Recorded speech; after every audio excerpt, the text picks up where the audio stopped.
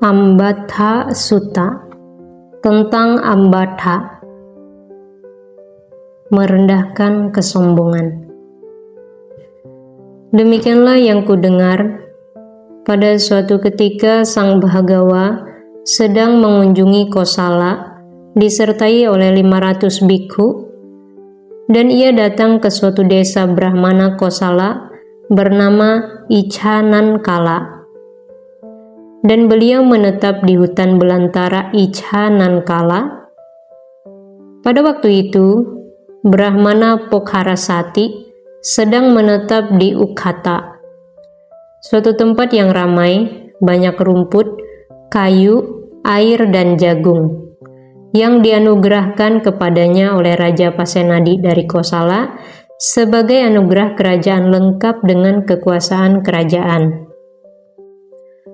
Dan Pokharasati mendengar bahwa Petapa Gotama, suku Sakya, yang telah meninggalkan suku Sakya, sedang menetap di hutan belantara Icanankala, dan sehubungan dengan Sang Bhagawa telah menyebar berita baik. Sang Bhagawa adalah seorang arahan, Buddha yang telah mencapai penerangan sempurna, memiliki kebijaksanaan dan perilaku yang sempurna, telah menempuh sang jalan dengan sempurna, pengenal seluruh alam, penjinak manusia yang harus dijinakkan yang tiada bandingnya, guru para dewa dan manusia yang tercerahkan dan yang suci. Beliau menyatakan dunia ini dengan para dewa, Mara, Brahma, dan para petapa dan brahmana bersama dengan para raja dan umat manusia, telah mengetahui dengan pengetahuannya sendiri. Beliau mengajarkan dhamma yang indah di awal, indah di pertengahan, dan indah di akhir, dalam makna dan kata, dan beliau memperlihatkan kehidupan suci yang sempurna, murni sepenuhnya, dan sesungguhnya adalah baik sekali menemui arahan demikian. Pada masa itu, Pokharasati memiliki seorang murid, pemuda Ambatha, yang adalah seorang murid Weda, yang mengetahui mantra-mantra, sempurna dalam 3 Weda, pembabar terampil dari peraturan-peraturan dan ritual-ritual, pengetahuan suara-suara dan makna-makna, dan kelima tradisi oral, lengkap dalam filosofi dan dalam tanda-tanda manusia luar biasa, yang diakui dan diterima oleh gurunya dalam 3 Weda dengan kata-kata, "Apa yang ku ketahui, engkau juga mengetahuinya. Apa yang engkau ketahui, aku juga mengetahuinya." Dan Pokharasati berkata kepada Ambatha, "Ambatha, anakku, Petapa Gotama sedang menetap di hutan belantara Icanankala, dan sehubungan dengan Sang Bhagawa itu, suatu berita baik telah menyebar.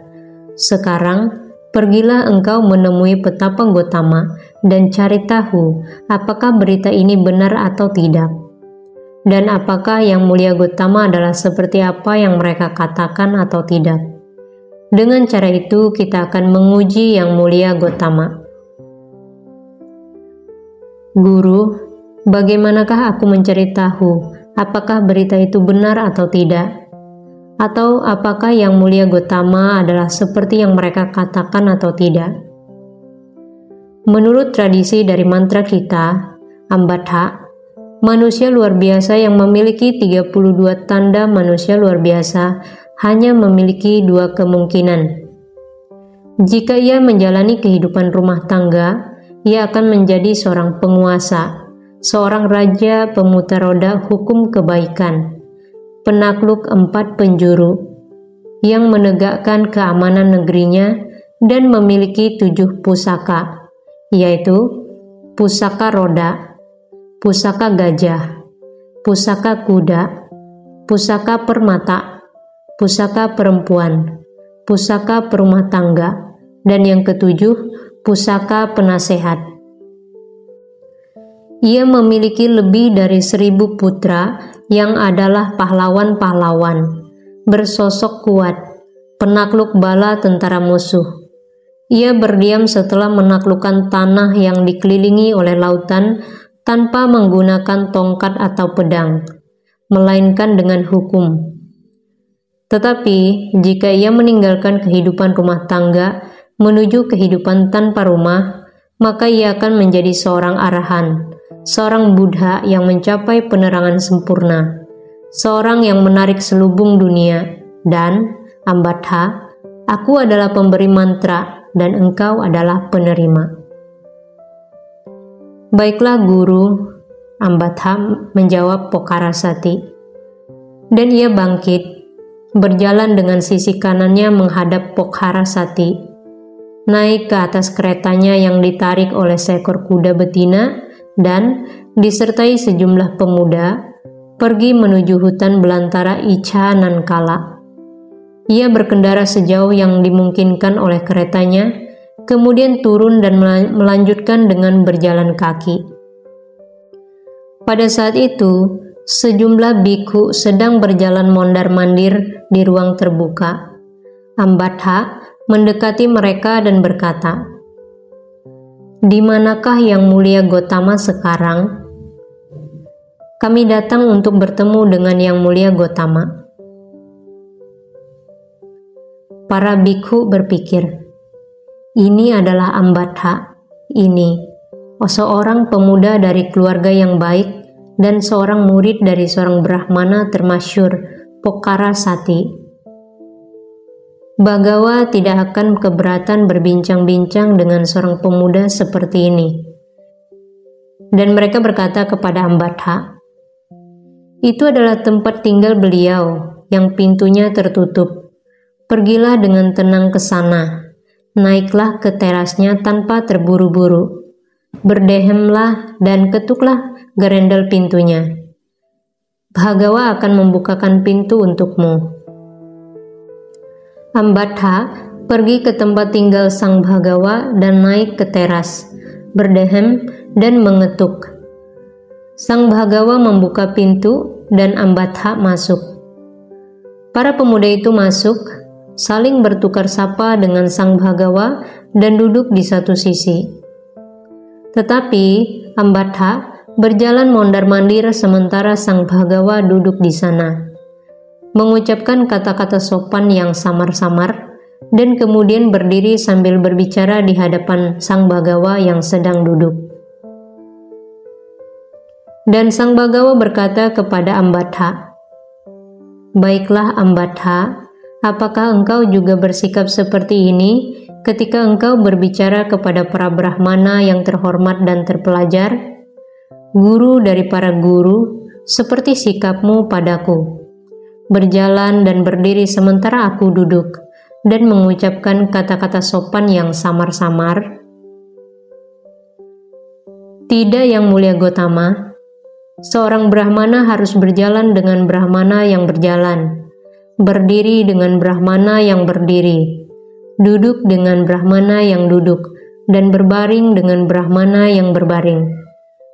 Tetapi sehubungan dengan para petapa kecil gundul, rendah, kotoran hitam dari kaki Brahmana, kepada mereka adalah cukup untuk berbicara seperti yang kulakukan kepada Yang Mulia Gotama. Tetapi Ambattha, engkau datang ke sini mencari sesuatu. Apapun itu yang membuatmu datang ke sini, engkau harus mendengarkan dengan penuh perhatian untuk mengetahuinya. Ambattha, engkau belum menyempurnakan latihanmu. Keangkuhanmu karena dilatih bukanlah apa-apa, melainkan hanyalah kurangnya pengalaman. Tetapi Ambattha, marah dan tidak senang disebut tidak terlatih, dan ia memancing kemarahan sang Bhagawa dengan kutukan dan hinaan. Berpikir, betapa Gotama berniat buruk padaku. Ia berkata, Yang Mulia Gotama, para orang Sakya adalah orang yang galak, berbicara kasar, mudah marah dan kejam. Sebagai orang yang berasal usul rendah, sebagai orang rendah, mereka tidak menghormati, memuliakan, menghargai, memuji atau memberi hormat kepada para Brahmana. Sehubungan dengan hal ini adalah tidak pantas. bahwa mereka tidak memberi hormat kepada para Brahmana. Ini adalah pertama kalinya Ambatha menuduh orang-orang Sakya sebagai orang rendah. Tetapi Ambatha, apakah yang telah dilakukan orang-orang Sakya kepadamu? Yang mulia Gotama, suatu ketika aku pergi ke Kapila Wathu untuk suatu urusan mewakili guruku, Brahmana Pokharasati, dan aku datang ke aula pertemuan orang-orang Sakya.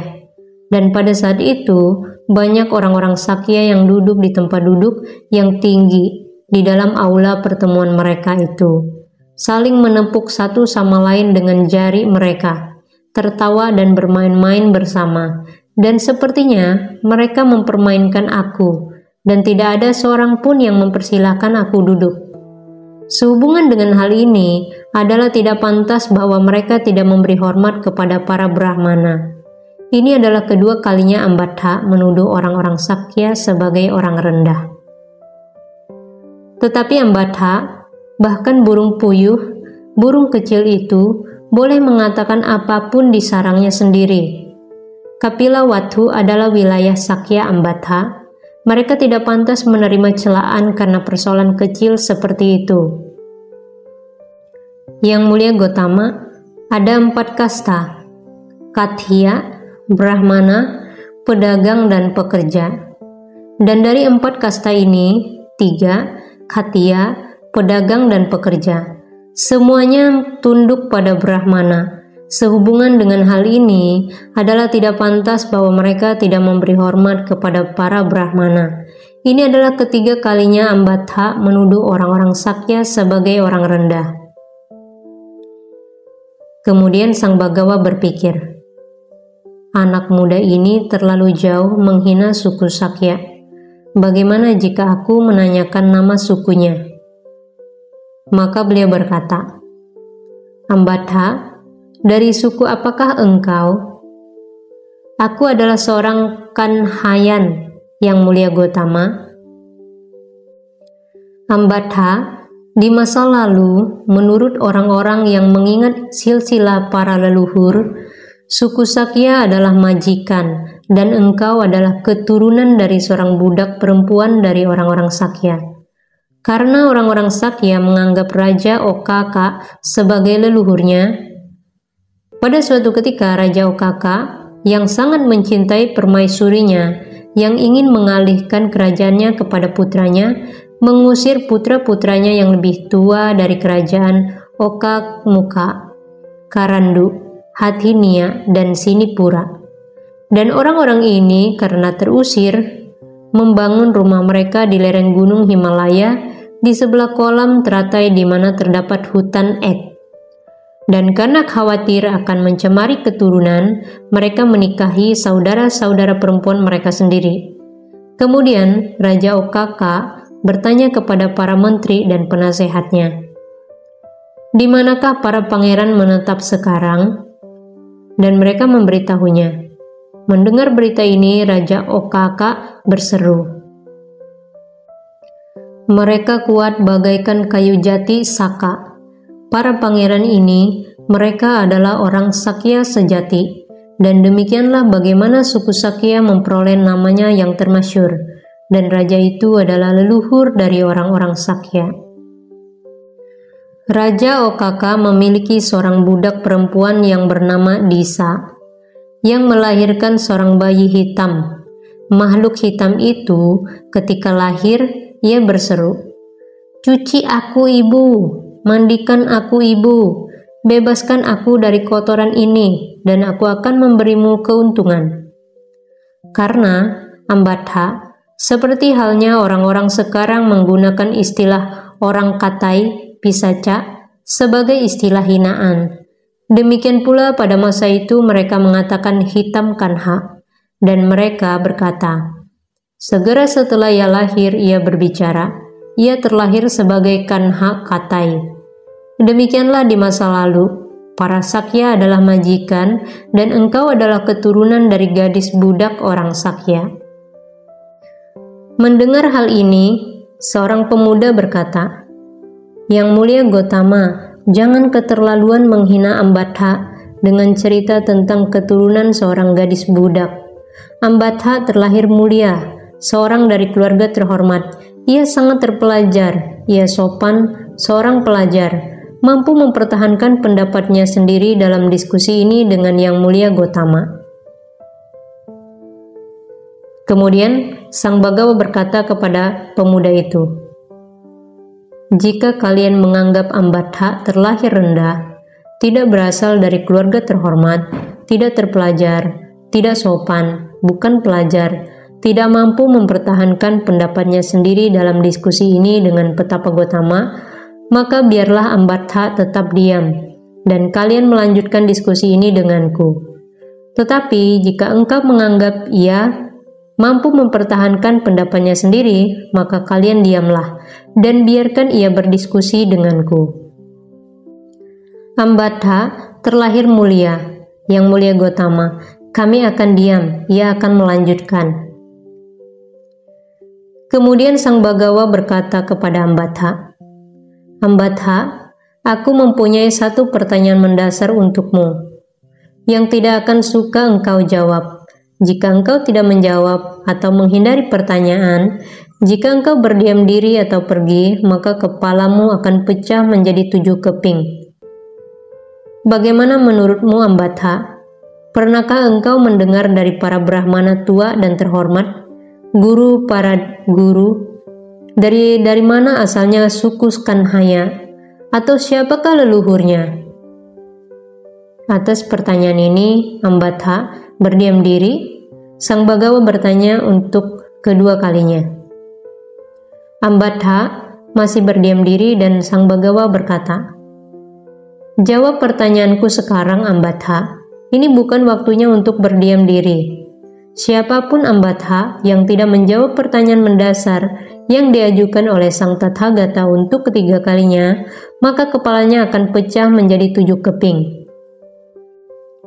Dan pada saat itu, Yakha Wajira Panik memegang pentungan besi besar, menyala dan berkilauan, melayang di angkasa tepat di atas Ambatha dengan pikiran, "Jika pemuda Ambatha ini tidak menjawab pertanyaan wajar yang diajukan oleh Sang Bhagawa untuk ketiga kalinya, maka aku akan memecahkan kepalanya menjadi 7 keping." Sang Tathagata melihat Wajira Panik, demikian pula Ambatha. Dan melihat pemandangan itu, Ambatha ketakutan dan menjadi kehilangan akal. Bulu badannya berdiri dan ia mencari perlindungan, tempat bernaung dan keselamatan dari Sang Bagawa. Merangkak mendekati Sang Bagawa, ia berkata, "Apakah Yang Mulia Gotama?" Tanyakan. Sudilah Yang Mulia Gotama mengulangi pertanyaannya. "Bagaimana menurutmu, Ambatha? Pernahkah engkau mendengar tentang siapakah leluhur dari suku Kanhaya?" "Ya, aku pernah mendengarnya seperti Yang Mulia Gotama katakan. Itulah asal mula suku Kanhaya. Ia adalah leluhur kami." Mendengar hal itu, para pemuda itu berteriak riuh. Jadi Ambatha terlahir rendah, bukan berasal dari keluarga yang mulia. Terlahir dari seorang gadis budak dari orang-orang Sakya, dan orang-orang Sakya adalah majikan Ambatha. Kami telah menghina Pertapa Gotama, menganggap beliau tidak mengatakan kebenaran. Kemudian Sang Bagawa berpikir, ini keterlaluan. Cara para pemuda ini menghina Ambatha sebagai putra dari seorang gadis budak. Aku harus mengeluarkannya dari situasi ini. Maka beliau berkata kepada para pemuda itu, "Jangan keterlaluan menghina Ambatha sebagai putra seorang gadis budak. Kanha itu adalah seorang bijaksana yang sakti. Ia pergi ke negeri selatan, mempelajari mantra dari para Brahmana di sana, dan kemudian mendatangi Raja Okaka dan meminta putrinya Mada Rupi, dan Raja Okaka marah dan berseru, 'Jadi orang ini, putra dari seorang gadis budak, menginginkan putriku.' Dan ia memasang anak panah pada busurnya. Tetapi ia tidak akan mampu menembakkan anak panah itu maupun melepaskannya. Kemudian para menteri dan penasehat mendatangi sang bijaksana Kanha dan berkata, "Ampuni Raja, Tuan, ampuni Raja." Raja akan selamat, tetapi jika ia melepaskan anak panahnya ke bawah, bumi ini akan gempa sejauh batas kerajaan ini. "Tuan, ampuni Raja, ampuni tanah ini." Raja dan tanah akan selamat, tetapi jika ia melepaskan anak panah itu ke atas, hingga batas kerajaannya, dewa tidak akan menurunkan hujan selama 7 tahun. "Tuan, ampuni Raja, ampuni tanah ini, dan semoga dewa memberikan hujan." Raja dan tanah akan selamat, dan dewa akan memberikan hujan. Tetapi, jika raja mengarahkan anak panah ini ke pangeran mahkota, pangeran akan baik-baik saja. Maka para menteri berseru, "Biarkan Raja Okaka membidikan anak panahnya kepada pangeran mahkota. Pangeran akan baik-baik saja." Raja melakukannya dan pangeran tidak terluka. Kemudian Raja Okaka takut akan hukuman dari para dewa, memberikan putrinya Madarupi. Karena itu, anak-anak muda, jangan keterlaluan menghina Ambatha sebagai putra seorang gadis budak. Kanha itu adalah seorang bijaksana sakti. Kemudian Sang Bagawa berkata, "Ambatha, bagaimana menurutmu seandainya seorang pemuda Khatia menikah dengan seorang gadis Brahmana dan lahir seorang anak dari pasangan itu? Apakah putra dari pemuda Khatia dan gadis Brahmana itu akan menerima tempat duduk dan air dari para Brahmana?" "Ya, ia akan menerimanya, Yang Mulia Gotama." "Apakah mereka akan mengizinkannya makan pada ritual pemakaman, pada upacara persembahan nasi, dan pada upacara pengorbanan atau sebagai seorang tamu?" "Ya, mereka akan mengizinkannya, Yang Mulia Gotama." "Apakah mereka akan mengajarkan mantra kepadanya atau tidak?" "Mereka akan mengajarkan mantra kepadanya, Yang Mulia Gotama." "Apakah mereka akan menutupi atau tidak menutupi para perempuan mereka?" "Tidak menutupi, Yang Mulia Gotama." "Tetapi, apakah para Khatia akan memercikannya dengan penahbisan Khatia?" "Tidak, Yang Mulia Gotama." "Mengapa tidak?" "Karena, Yang Mulia Gotama, ia tidak terlahir mulia dari pihak ibunya." "Bagaimana menurutmu, Ambatha, seandainya seorang pemuda Brahmana menikah dengan seorang gadis Khatia dan lahir seorang anak dari pasangan itu? Apakah putra dari pemuda Brahmana dan gadis Khatia itu menerima tempat duduk dan air dari para Brahmana?" "Ya, ia akan menerimanya, Yang Mulia Gotama." Seperti paragraf 1.24. "Tetapi, apakah para Khatia akan memercikannya dengan penahbisan Khatia?" "Tidak, Yang Mulia Gotama." "Mengapa tidak?" "Karena, Yang Mulia Gotama, ia tidak terlahir dari pihak ayahnya." Maka, Ambatha, para Khatia melalui seorang laki-laki menikahi seorang perempuan atau seorang perempuan menikahi seorang laki-laki adalah lebih tinggi daripada para Brahmana. Bagaimanakah menurutmu, Ambatha?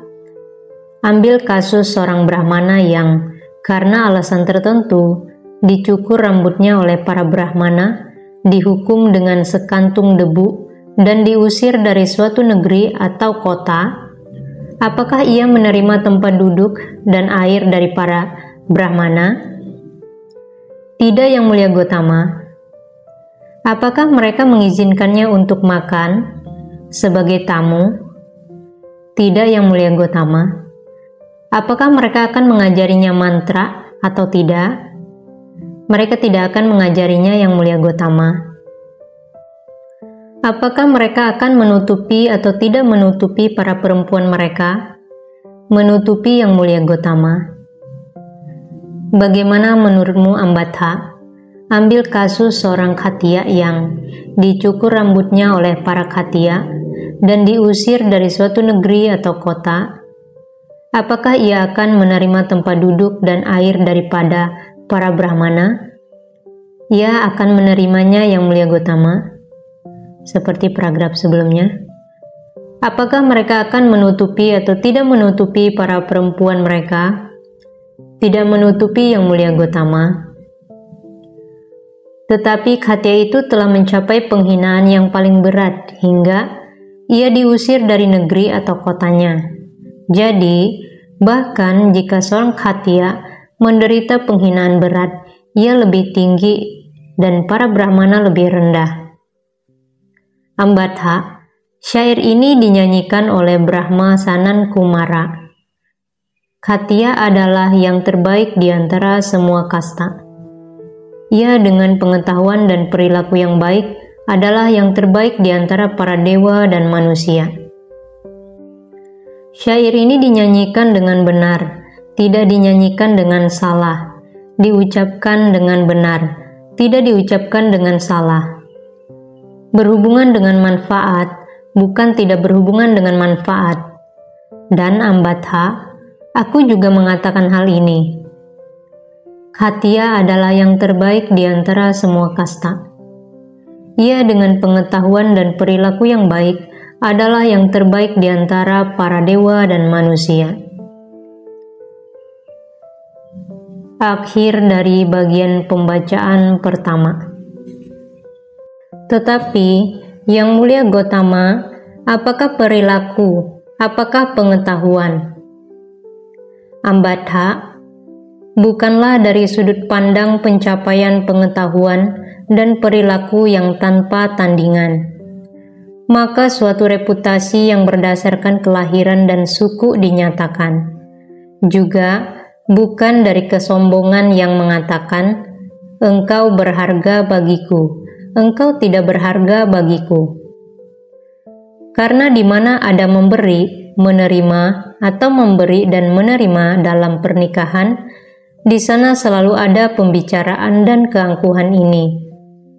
Tetapi mereka yang diperbudak oleh hal-hal demikian adalah jauh dari pencapaian pengetahuan dan perilaku yang tanpa tandingan, yang dicapai dengan meninggalkan semua hal tersebut.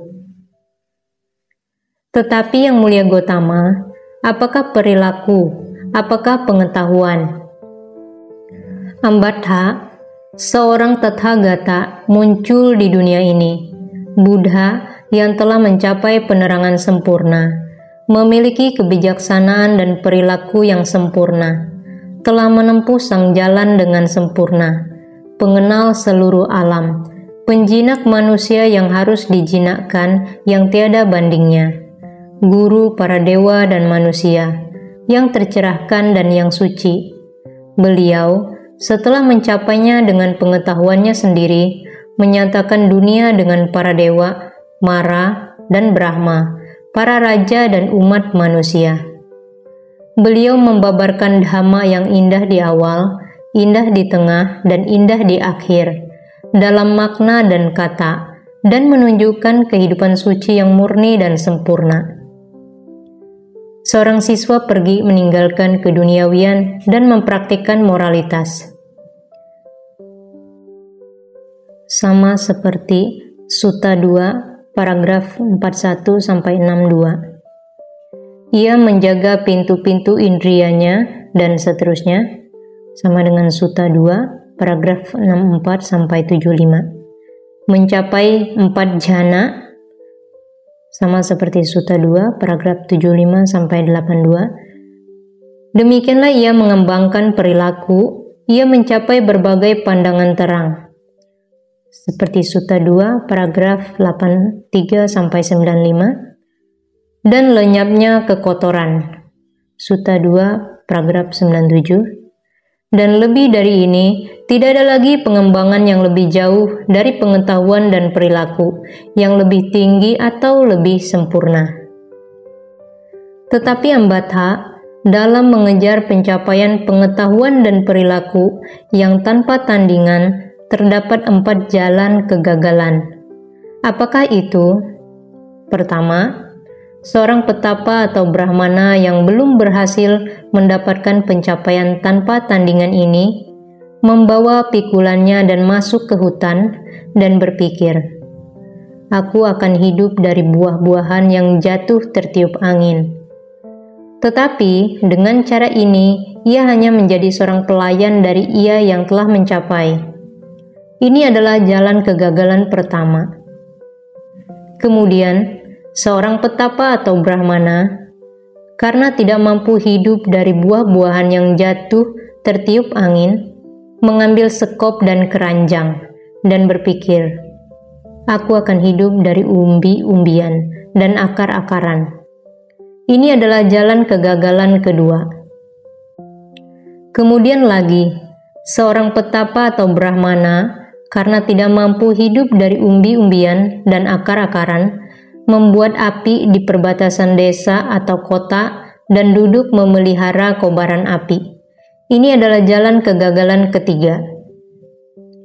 Kemudian lagi, seorang petapa atau brahmana, karena tidak mampu memelihara kobaran api, mendirikan rumah dengan 4 pintu di persimpangan jalan dan berpikir, "Petapa atau brahmana manapun yang datang dari 4 penjuru, aku akan menghormatinya dengan segenap tenaga dan kemampuanku." Tetapi dengan cara ini, ia hanya menjadi seorang pelayan dari ia yang telah mencapai pengetahuan dan perilaku yang tanpa tandingan. Ini adalah jalan kegagalan keempat. Bagaimana menurutmu, Ambatha? Apakah engkau dan gurumu hidup sesuai dengan pengetahuan dan perilaku yang tanpa tandingan? Tidak, Yang Mulia Gotama. Siapakah guruku dan aku dibandingkan dengan mereka itu? Kami jauh dari sana.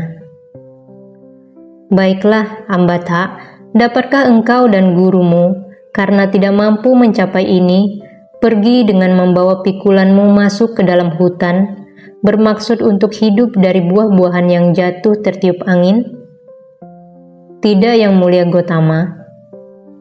Baiklah, Ambatha, dapatkah engkau dan gurumu, karena tidak mampu mencapai ini, hidup dari umbi-umbian dan akar-akaran, duduk memelihara api, mendirikan rumah? Tidak, Yang Mulia Gotama.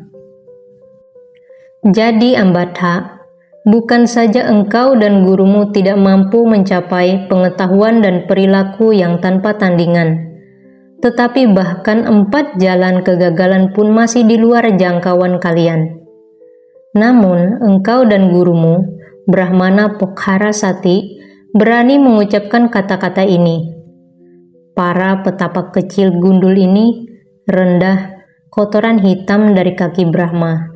Pembicaraan apakah yang dapat mereka sampaikan kepada para Brahmana yang terpelajar dalam 3 Weda? Bahkan, kalian tidak mampu melakukan tugas-tugas dari seorang yang gagal. Lihat, Ambatha, betapa gurumu telah mengecewakan engkau. Ambatha, Brahmana Pokharasati hidup dari belas kasihan dan bantuan Raja Pasenadi dari Kosala. Tetapi raja tidak mengizinkannya untuk menghadap secara langsung. Ketika ia berbicara dengan raja, mereka dipisahkan oleh sehelai tirai. Mengapa raja tidak mengizinkan pertemuan langsung dengan seseorang yang telah ia anugerahi sumber penghasilan yang layak? Lihat, bagaimana gurumu telah mengecewakan engkau. Bagaimana menurutmu, Ambatha? Misalkan Raja Pasenadi sedang duduk di punggung seekor gajah atau kuda, atau sedang berdiri di atas keretanya, berdiskusi dengan para menterinya dan para pangeran mengenai sesuatu.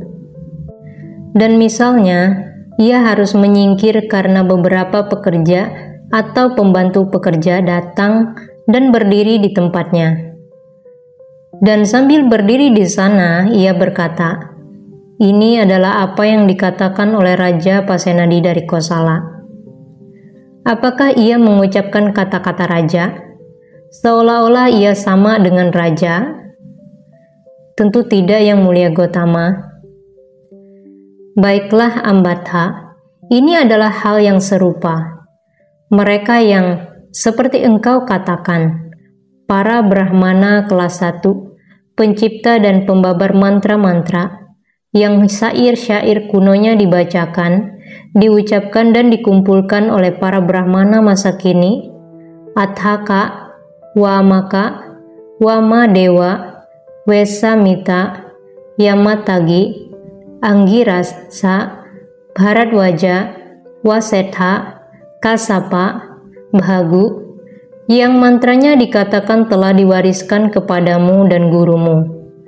Namun engkau tidak serta-merta menjadi seorang bijaksana atau seorang yang menjalankan praktik dari seorang bijaksana. Hal demikian adalah mustahil. Bagaimana menurutmu Ambatha? Apa yang engkau dengar dari yang dikatakan oleh para Brahmana yang terhormat? Tua, guru dari para guru.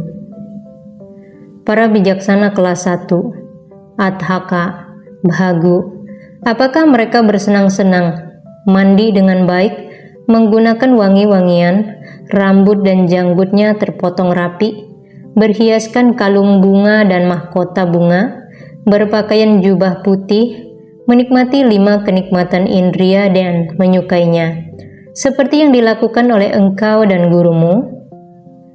Tidak, Yang Mulia Gotama. Atau apakah mereka memakan nasi khusus yang baik dengan noda-noda hitam yang telah dibersihkan, dengan berbagai sup dan kari seperti yang dimakan oleh engkau dan gurumu? Tidak, Yang Mulia Gotama.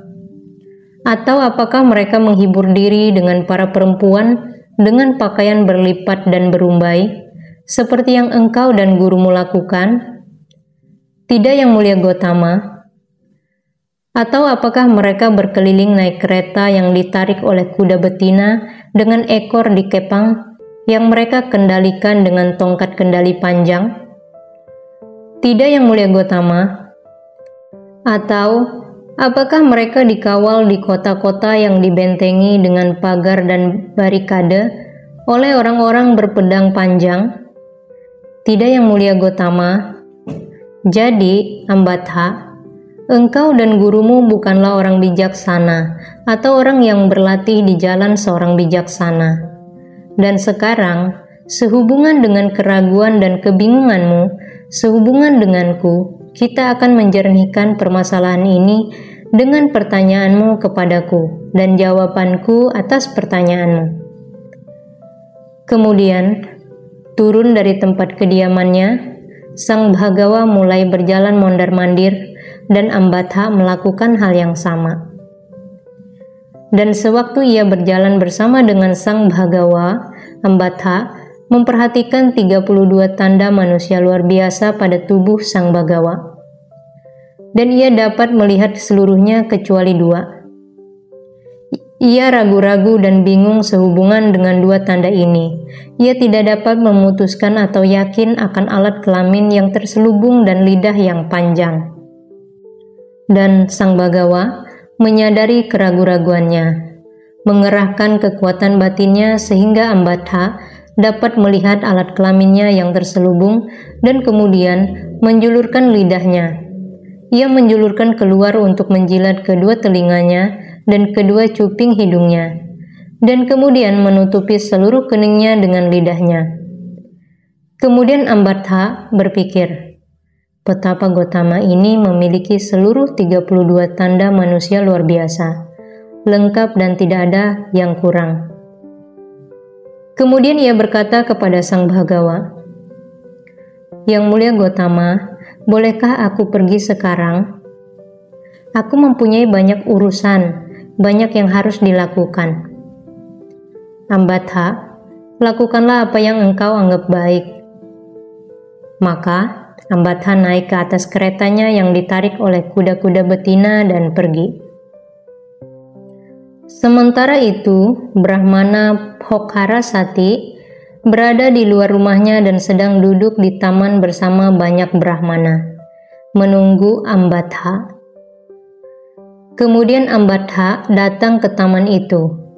Ia berkendara sejauh yang dimungkinkan oleh keretanya, kemudian turun dan melanjutkan dengan berjalan kaki ke tempat di mana Bhokharasati berada, memberikan salam hormat dan duduk di satu sisi.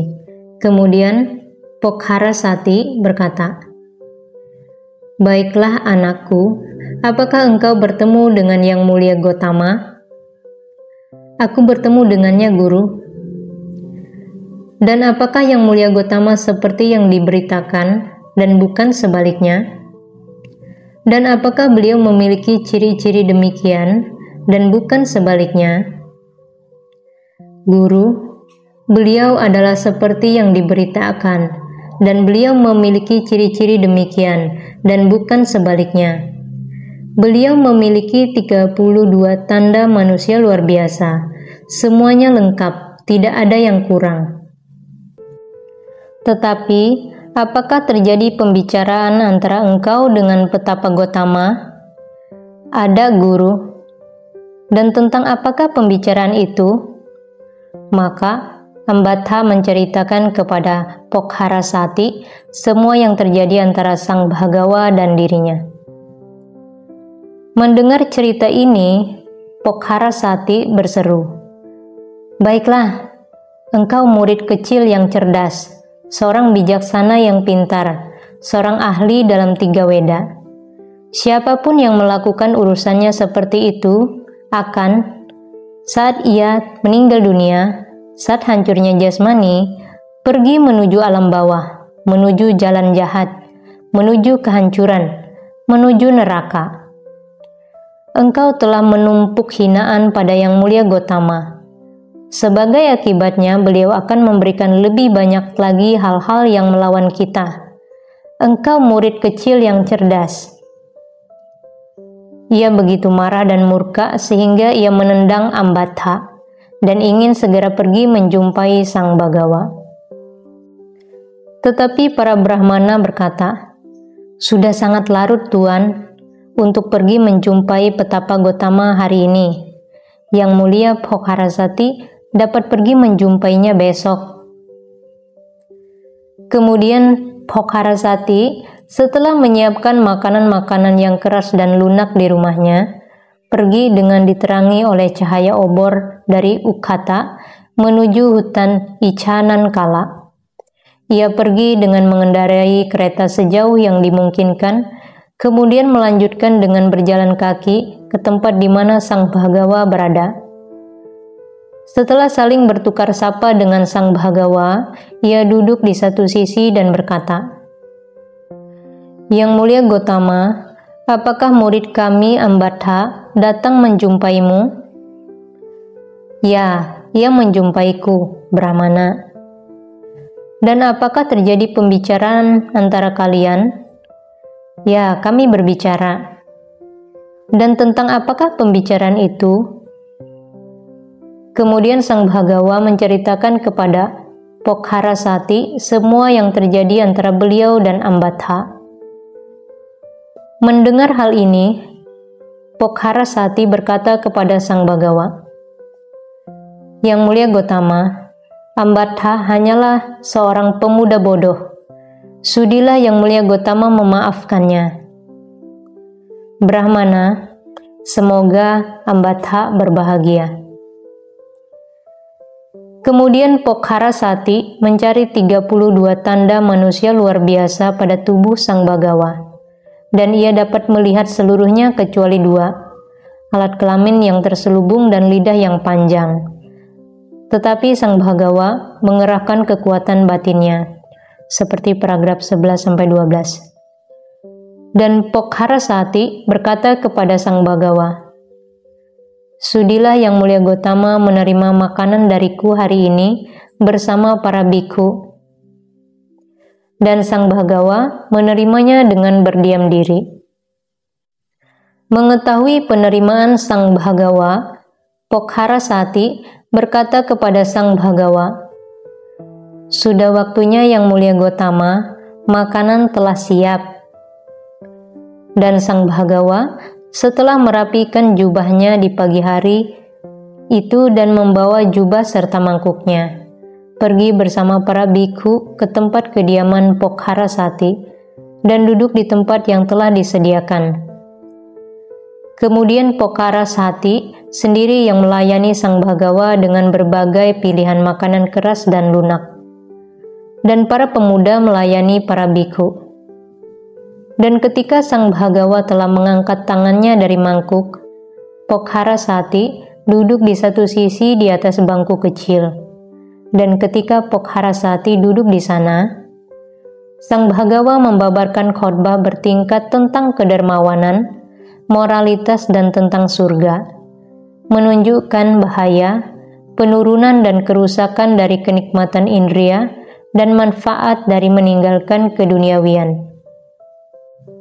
Dan ketika Sang Bhagawa mengetahui bahwa pikiran Pokharasati telah siap, lunak, bebas dari rintangan, gembira dan tenang, beliau membabarkan khotbah Dhamma secara ringkas tentang penderitaan, asal mulanya, lenyapnya, dan sang jalan. Dan bagaikan sehelai kain bersih yang semua kotoran telah dihilangkan akan dapat diwarnai dengan baik. Demikian pula dalam diri Brahmana Pokharasati, selagi masih duduk di sana, muncul mata Dhamma yang murni dan tanpa noda, dan ia mengetahui segala sesuatu yang memiliki asal mula pasti akan lenyap. Dan Pokharasati setelah melihat, mencapai, mengalami dan menembus Dhamma, setelah melampaui keraguan-raguan, melampaui ketidakpastian, setelah mencapai keyakinan sempurna dalam ajaran Sang Guru tanpa bergantung pada yang lainnya, berkata, "Sungguh indah, Bhagawa, sungguh menakjubkan, bagaikan seseorang yang menegakkan apa yang terbalik, atau menunjukkan jalan bagi ia yang tersesat, atau menyalakan pelita di dalam gelap, sehingga mereka yang memiliki mata dapat melihat apa yang ada di sana." Demikian pula Sang Bhagawa telah membabarkan Dhamma dalam berbagai cara. Aku bersama putraku, istriku, para menteri dan penasehatku berlindung kepada Yang Mulia Gotama, kepada Dhamma dan kepada Sangha. Semoga Yang Mulia Gotama menerimaku sebagai siswa awam yang telah menerima perlindungan sejak hari ini hingga akhir hidupku. Dan kapan saja Yang Mulia Gotama mengunjungi keluarga lain di Ukhata, sudilah beliau juga mengunjungi keluarga Pokharasati.